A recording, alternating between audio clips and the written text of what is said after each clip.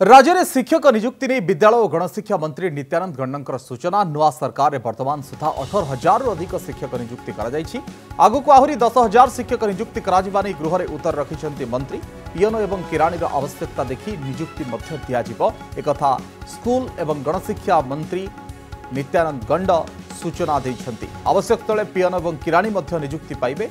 18,000 शिक्षक नियुक्त होती आहरी 10,000 शिक्षकों को आहरी भितर नियुक्ति पत्र दियाजिबो एक उल्लेख करिसेंति मंत्री। संरक्षित अंचल में 20 पिला थिले स्कूल खोलिबा को विचार मध्य कराजिबो एक मंत्री कहिसेंति एवं अणसंरक्षित अंचल में 40 पिला थिले स्कूल खोलिबा को मध्य सरकार चिंता करिवे।